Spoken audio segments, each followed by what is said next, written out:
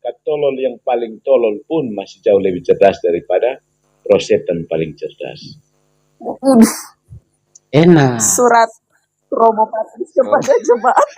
Patris Allegro bab 3 ayat 2. Bertanya ayatnya kan Patris. Tentang maraknya Protestantisme. Ya, kita dengar akhir-akhir ini ada kurang lebih 60.000 denominasi yang tidak saling berhubungan atas nama pengikut Kristus, tapi tidak saling berhubungan. Jadi pertanyaan saya adalah, apakah denominasi-denominasi seperti ini masih bisa layak disebut sebagai agama? Karena kalau misalkan kita mengerti agama itu kan artinya tidak kacau balau. Itu. Jadi apakah masih bisa disebut sebagai agama itu? Agama Kristen, gitulah kira-kira seperti itu. Pamit. Gitu aja Romo. Terima kasih. Pamit pembagian.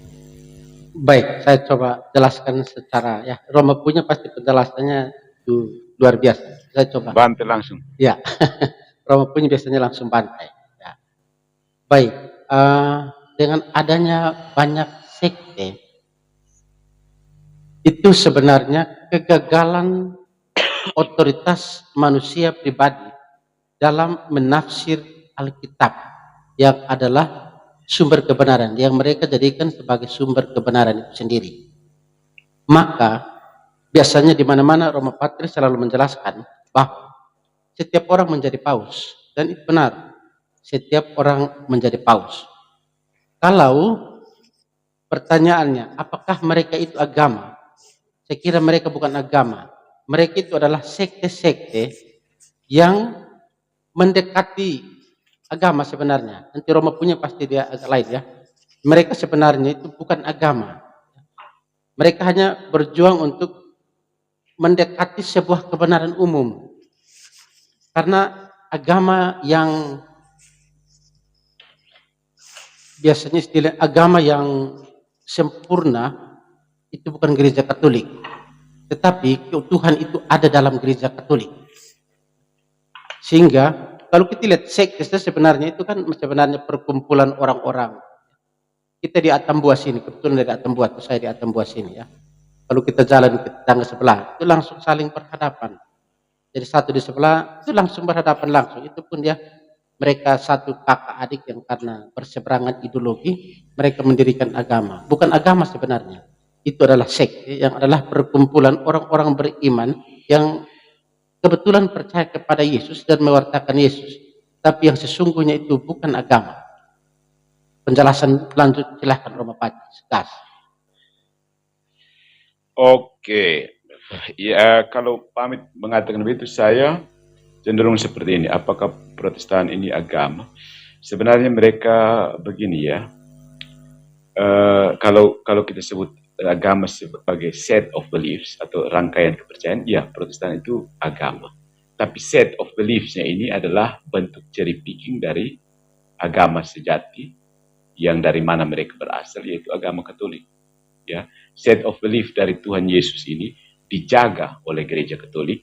Kemudian beberapa orang Katolik yang tidak mau ikut gereja Katolik memilih dari antara ajaran yang ada, membentuk set of belief yang baru. Ya.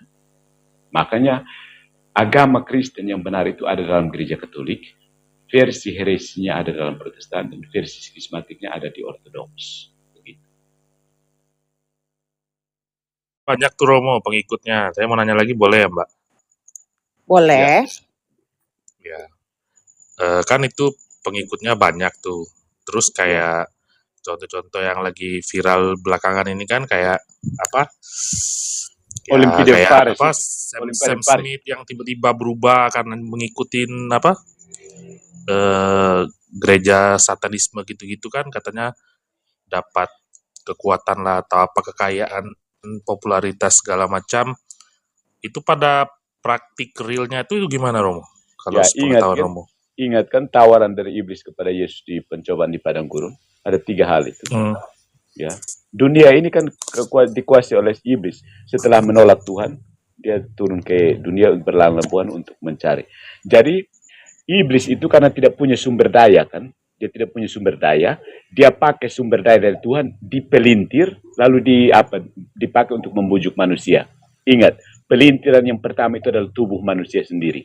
Ya, selain harta dan itu, dia pakai tubuh manusia dipelintir untuk tujuan yang seharusnya dari Tuhan, dipelintir kepada tujuan yang mengarah ke iblis, sekedar kenikmatan, begitu. Jadi iblis sebenarnya tidak punya sumber daya, tapi dia menggunakan sumber daya yang milik Tuhan, dipelintir bukan untuk maksud sebenarnya dari Tuhan. Contoh yang paling nyata itu adalah tubuh manusia.